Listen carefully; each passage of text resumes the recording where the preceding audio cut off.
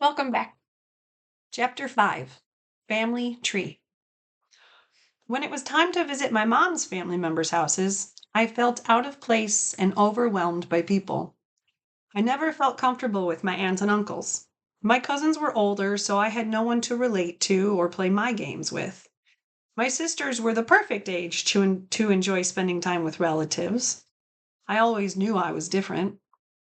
I would sit and listen to the adults talk as I outlined the patterns of doilies with my fingers. I would go through my grandmother's silverware and ensure I got to use my favorite mini spoons, fork, and knife. I would find jigsaw puzzles and marble games to entertain myself. If I got really bored, I would venture into the dusty, unfinished basement in search of 30-year-old toys. When my grandparents got married, they purchased a ranch home with no garage. They had 4 living children, and together they lived in this home for over 50 years. There's a small garden plot under the rectangular window where the curtains never moved. Large bushes as tall as my little body framed 3 sides of the yard like a fence. The front door was silver and rusted. It was easy to know when someone else had arrived because the door announced it. Once you passed through the wooden door, it was like a time warp backwards. I remember the smell of dust and medical creams. The carpet was thick, shaggy, and light brown. The best part of the room was the large window. Facing the front yard, a window almost the size of the whole wall was open.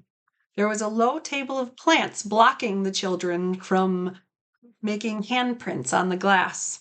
Directly below the window outside was thick bush. My grandparents were unfazed when a bird would loudly collide with the window and land in the bush. I was always mesmerized when there would be a bird-shaped imprint on the window. Even as a little kid, I knew most birds die from the collision. My grandfather's chair was in the corner with the light behind him. In his chair, he could see the whole room. To his left, there was a 3-seated, fairly comfortable couch. On the back of this couch sat dolls. My grandmother loved to order china dolls and put them on display. Many dolls had stands and plastic covers. By the time she died, she had over 100 china dolls of assorted sizes. The tradition was that when a grandchild turned a certain age, they were gifted the china doll that most resembled them. I put my doll in the closet and gave it back to my mom. When I was sick or flat out refused to go to school, sometimes I ended up at my grandparents'. There were days that mom had to go to work, so I could not stay home by myself. Usually, if I was threatened with another relative's house, I would stop fighting and go to school. Other times, I forced my mom to impose on family. Maybe that is where the dislike of me began from my grandmother. I would argue with my grandmother about drinking broth from soup. When I watched Shirley Temple VHS tapes, she would make me soup. I would eat the noodles and the good parts of the soup and leave the broth. I didn't like the salty taste. For some reason, this frustrated my grandmother. We had many battles of the wills over the years. The only thing I liked about her house was the VHS pile of classic musicals like Annie and Meet Me in St. Louis. My largest battle with my grandmother was over piano lessons. It wasn't until I was an adult that I found out that my history was that I was repeating history from my mother's past. Learning and performing music has always been highlighted in my grandmother's home. Just like at home, my grandmother has a music room.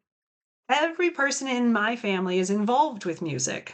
My uncle's career was music scene, so he missed many holidays because he had a gig or a show. His music and my cousin's voice were featured on games and dolls sold at stores. All of my cousins played instruments and were taught music by their grandmother. My sisters learned piano from their grandmother. I would have to tag along to their lessons or be left at home with my dad. I would sit on the daybed in the room that used to be a bedroom and then turned into the music room.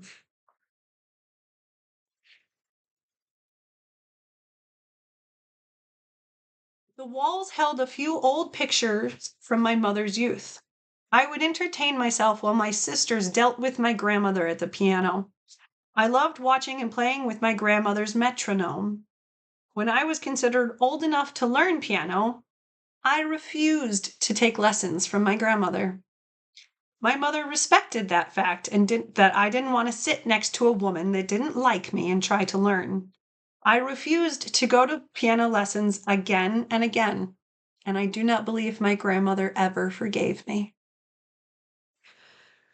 When my mother was young, she didn't want to play piano.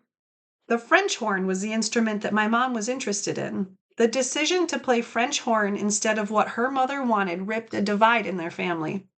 My uncle supported my mom's desire to play French horn in the school band. My grandmother never forgave her. Pictures were scattered around the house on bookshelves. Pictures included aunts and uncles from their youth. School pictures of almost every cousin was on display. It took me years to notice, but my mother's pictures were not on display. My one picture was also very outdated and not flattering. When she talked to me, her words dripped with venom. She would comment that I was eating well when my sisters looked good.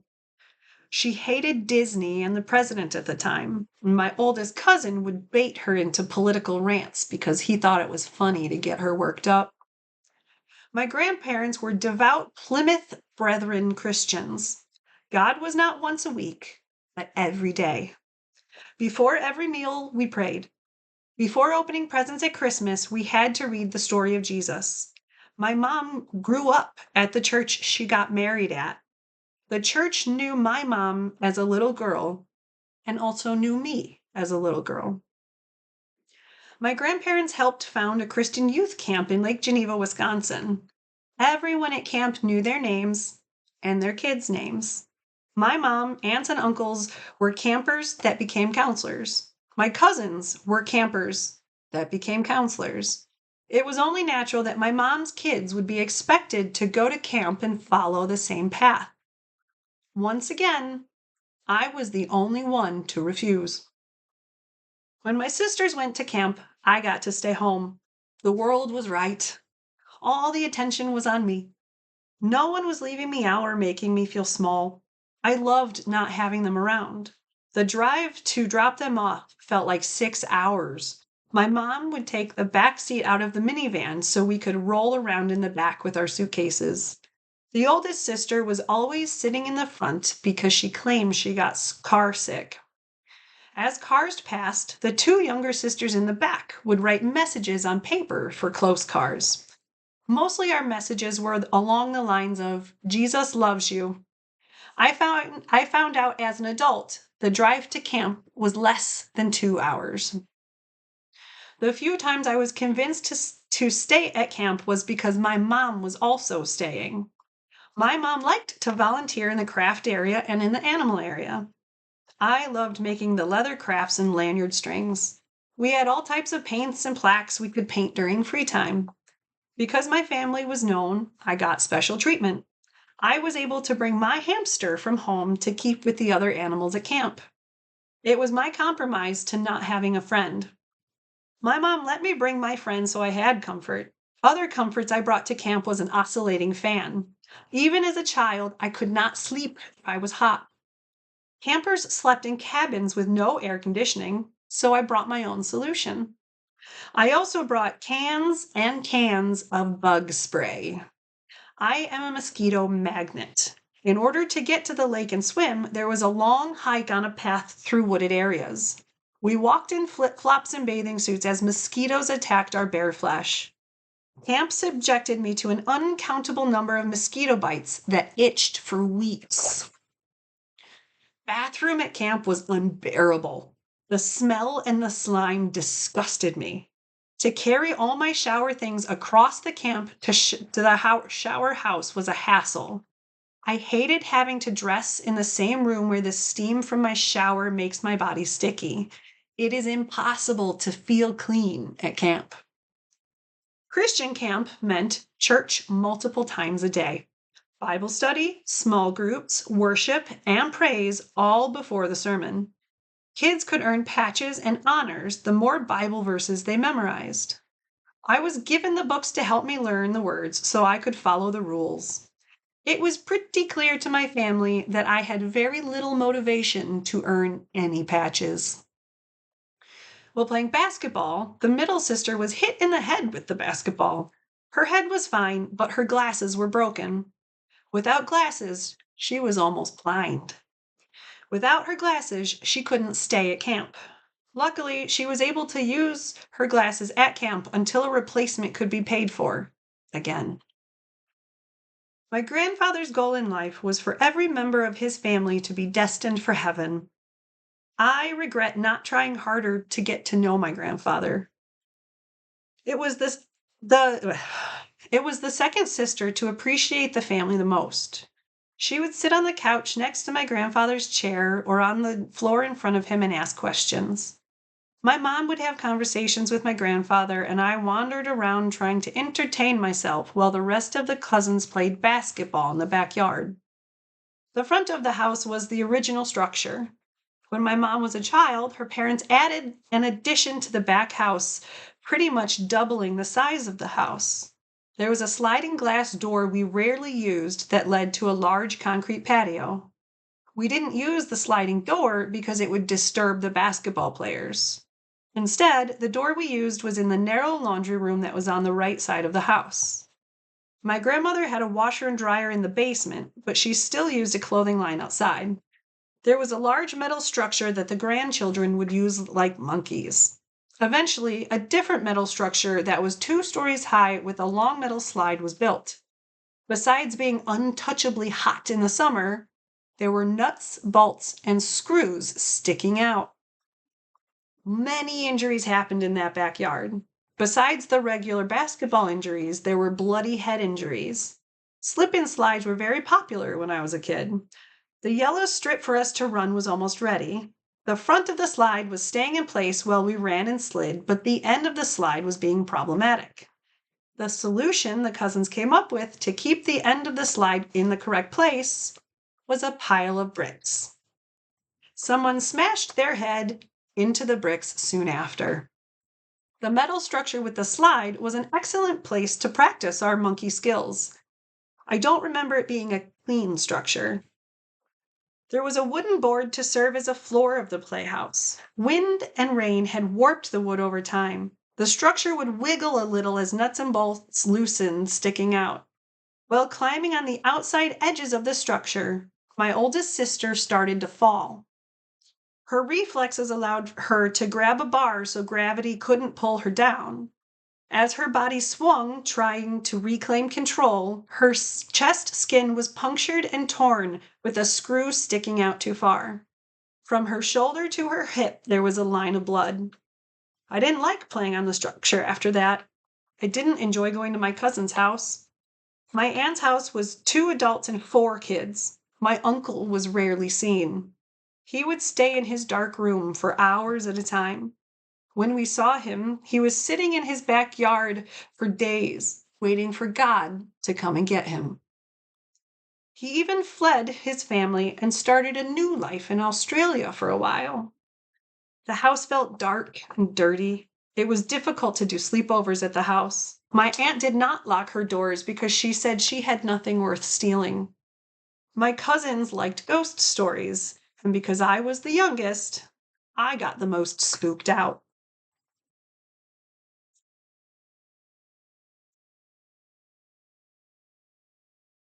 Sleeping didn't come easy to me if I wasn't in my bed. It was not a surprise that almost every sleepover I insisted on going to, my mom got called in the middle of the night. The oldest cousins were involved with theater. My first theater experience was seeing Little Shop of Horrors in their high school. I loved every minute. If I was offered to see a play with my cousins, I jumped at the chance, but it didn't happen often. I had no idea that the music of Little Shop of Horrors was the same creator as Little Mermaid and Hercules and Pocahontas. My sisters were much more involved with my extended family. My grandparents were taking a driving trip to Pennsylvania to see my grandmother's family and childhood home. It was offered for all three sisters to join. I refused being in a car that long with my grandparents. I refused to be in a car that closely with my oldest sister. I refused to be with my sister and grandmother without my mother's protection. I didn't enjoy my mom's parents' house. I would beg to leave so we could go home. I preferred to be at home in my space. I didn't like holidays when all the family is squished into the little house. I didn't like the presents I received because no one knew me. My grandmother usually purchased presents months before the holiday and would forget them in the closet. It became a running joke. At Christmas, she would go through the closet and decide who got what. My gifts were usually aimed for much younger age range, like crayons, or it was a professional manicure set that both my sisters and I got. Gifts were random and usually useless. Leaving Grandma and Grandpa's house for the holidays was usually more disappointing than fun. The food wasn't even worth going. Grandma often burned the food and added strange ingredients because she needed to get rid of them before they went bad.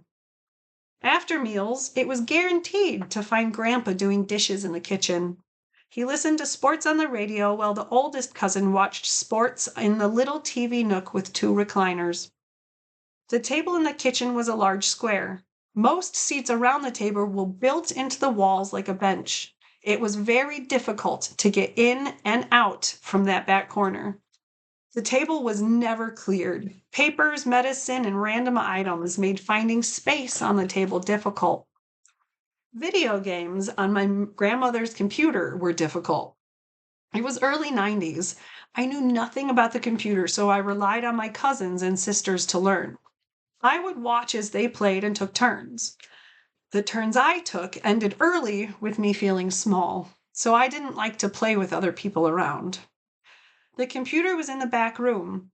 The back room had a little bed and two couches. My cousins spent more time at my grandparents' than we did, so to them, it was a second home. My grandmother clearly favored the children of her first three children. My grandma obviously did not care for me. If we weren't at my mom's parents', we were at our father's parents'. The drive to downtown Chicago was always entertaining. It was fun to see the buildings get bigger and bigger. The first few years of my life, on my birthday, I remember being at the Buckingham Fountain in downtown Chicago. The water and the wind were mesmerizing. If the colors were on, I was extra happy. I looked forward to seeing that fountain for my birthday. When my father told me the news that we were not going that year, I felt like I had lost a tradition. Downtown Chicago became a place of memories tainted with the behavior of my father. Our father would drive us to the home he grew up in. The first challenge was to find a parking spot. In the suburbs, parallel parking isn't a thing. In Chicago, it's the only option. Usually the kids were too anxious to get out of the car to wait for the back and forth to be completed. Mom would help us get out of the car as Dad parked. We tried not to get snow in our fancy shoes as we walked toward the tall staircase leading to the grandparents' porch. Their house was long and narrow. A large window facing the street we parked on had lace curtains, giving the room plenty of light. The couches were fuzzy and had flower patterns in the ivory color. The carpet was soft and bright. There was a large table to fit a large amount of family expected. I wasn't the youngest cousin on this side of the family, so it was more fun. The basement stairs were narrow and a little scary. I was always afraid I was going to slip down the stairs, so I would hold on. There was a turn and a platform that included a little shelf. More narrow stairs went downstairs. The room opens up with a pool table or ping pong table to the right. Hours of fun we had playing the games with our own rules. We were barely tall enough to reach the table height, so using pool sticks was difficult. There was a black and white TV hung in the back left corner. I cannot tell you how many times I saw Wizard of Oz on that screen. While watching, we would lay on couches or sit at the round table. My favorite part of the basement was the cubby under the stairs. This cubby is where all the games and marbles were. If we were bored, we went to this cubby under the stairs. The only place in the basement kids did not go was in Grandpa's office. There was a door to the left at the bottom of the stairs. There was no carpet, and it was where the water heater was. Unless accompanied by an adult, we were too afraid to enter. In the back of the house, there was a room that had a window facing a small backyard leading to the double garage. Inside the room was a black and white TV. We would watch the original Mickey Mouse cartoons if we were lucky. The back room had been my father's bedroom. It was wide enough for a love seat and a side table. When the grandkids would stay the night, we had the option to sleep in the back room or the blue room. The blue room was a tiny room connected to the dining room. It was a bright blue room with a tall window facing the neighbor's brick-walled house. The houses were so close to each other, so the windows were greatly ignored. On a shelf, there was a Barbie that was wearing a large knitted dress of blue and white. I adored this doll and would carry her around. I tried to claim her and bring her home, but my efforts were resisted. Besides the basement, the office was considered fun. My dad had set up a computer for my grandparents. We were allowed to play on the computer. We loved games like Nibbles and Commander Keen. Our grandfather had a hobby of woodworking. His garage was his workshop. I regret not learning how to use his tools. I was so young I wasn't allowed, or wanted, to be in the workshop. My dad and Grandpa would often fix the car in the garage, too. They built us long shelves, short shelves, and corner shelves as we requested. We had wooden stools and wooden benches for our dolls. I would collect toys from McDonald's or any figurines that I could. We didn't get to go to McDonald's much, but when we did, I wanted the toys more than the food. I would display them on my shelves that my grandfather had made. My favorite shelf he ever made was a corner shelf. It had 3 tiers and it was a light-colored wood. It was installed in my Pepto-Bismol colored room. We moved out quickly and took only what we needed. Shelves were not included in needed. I didn't know how to take it down myself, and I was too small anyway. When I asked my father for the shelf after he moved back in, he refused me. Because I had left the house, I wasn't allowed to have it back. We moved out quickly and took only what we needed. I don't know what his reasons were or the truth, but what a little girl saw was that a father could not grant a simple request. It is the relationship between my grandmother and mother that changed my view of my grandmother and spending time at her house. Holiday food was a feast, and was a feast that I watched get cooked while sitting on a white seat under the telephone with a ridiculously long curly cord I could not keep my fingers out of. It felt like I would sit there for hours waiting for yummy mashed potatoes. Mashed potatoes were my favorite food, so to get a cute reaction from me, all the adults would ask, "Do you want potatoes?" And as a response, I would lower and raise my eyebrows, pretending to be a bunny for a positive response. Yeah. The food would be worth the wait. The best memory was the year we had chocolate dessert bowls. I was really impressed that I ate the bowl. Around the table for large meals usually were my grandparents, my dad's family of 5, and my aunt's family of 4. It was crowded and loud. It was always a race to use the bathroom before my dad. It was rare if the bathroom connected to my grandparents' bedroom on the top floor was used by kids. There was always hesitation while in the bathroom. The staircase leading to the top floor was foreboding. Oh, there was always using their bathroom. Yeah. It was a narrow and long leading up into the staircase. The pitch of the stairs made it feel easy to feel as if you were going to fall forward going down the stairs. Going down was almost as scary than going up. I have good memories of listening to CDs like Natalie Imbruglia and explaining to my grandmother the songs I like. The older I got, the harder it was to talk to my grandma. As a kid, it was easy to joke around and have fun. She would take us to the dollar store and let us pick out toys. We liked her, but we didn't respect or love her. Neither grandparent showed much emotion or had conversations with us about how we felt. We hugged and we had to kiss goodbye, but it always felt empty and eventually forced. My father would exploit the fact that my grandmother had a fear of snakes. It was common that my father would place rubber snakes around the house for my grandmother to find. In the garbage, around the ceiling fan and ready to drop. Even in the toilets, my father would hide snakes. My grandmother would unknowingly spring the trap, release the snake on her. In fear, Grandma ran out of the house, down the street, and turned left. The kids were sent to get her and calm her down so she would come back. As kids, we thought it was funny. Our dad was laughing and we were desperate to connect with him. As an adult, I see the pranks as cruel. The more the relationship between my father and mother deteriorated, the relationship with my grandmother did too. I saw how upset my grandmother would make my mom. I would see the tears and the anger that were produced from their conversations. All three sisters stood together to protect our mother from our father's side of the family. Mom was now their enemy, and we stood on her side. When Grandma would walk across the yard from my aunt's house to our house, bang on the door, and demand to come in, we locked the door. Anger infiltrated what should have been love. We saw how our mother was treated. We heard the conversations that our family was saying about her, and by extension, us. We still had to interact and see the people who claimed to love us while they were emotionally hurting us.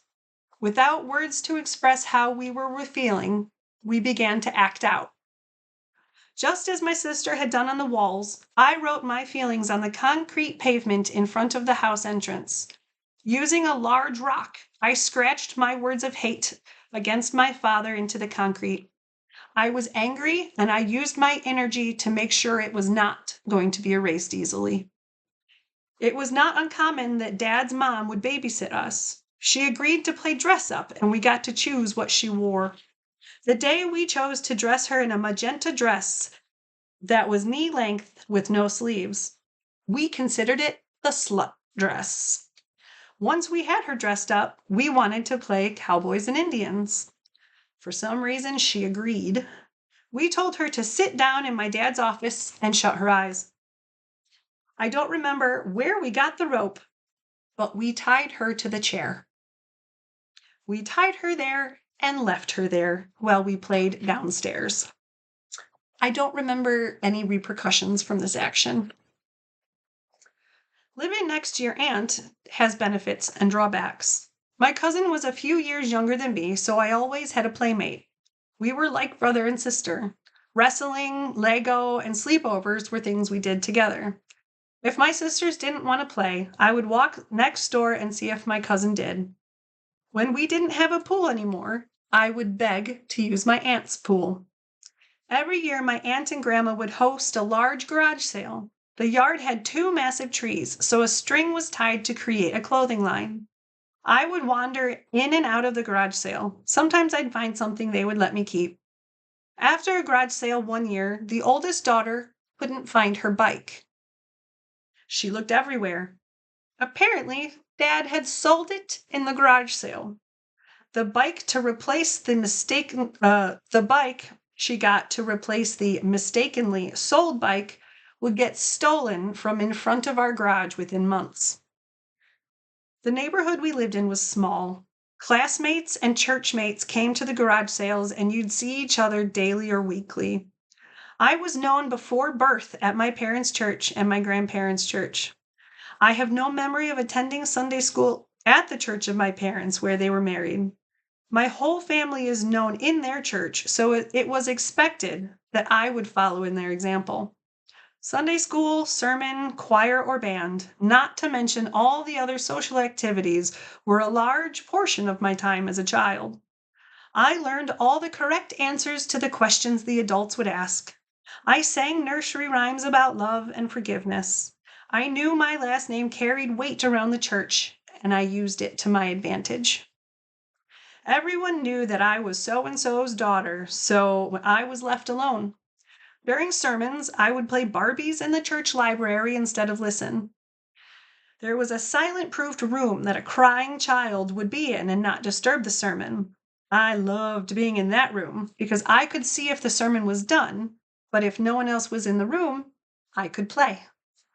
If there was a mom or too many people in the silent room, I would go to the nursery or baby area.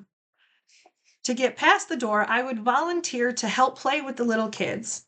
I thought I was helping, but really, I was avoiding listening to a boring dude talk. Missing Sunday school was not an option. Every Sunday, we woke up early, got dressed in our best, got in the car, and went to church. At church, everyone thought we were a happy family. A deacon of the church with a wife and 3 daughters. People respected my father. Kids looked forward to Awanas and youth night because they liked my father. When my mother decided to file for divorce, it was like an earthquake had hit the church. The whole environment shifted as I saw how everyone favored my father. The pastor offered counseling. Other married couples tried to help, but no one addressed the main problem. My father's actions were hurting his wife and children. The church closed their eyes to the damage being done. My mother's voice was ignored and vilified. All 3 sisters were old enough to speak. We tried to explain what we were experiencing, but just like my mother's voice, our voices were silenced. Children were expected to do what their parents decided was best. Our mom raised us to be confident and verbal about what we saw and how we felt. The more our voices were silenced, the more anger we felt. Spending time with family was not an event I looked forward to.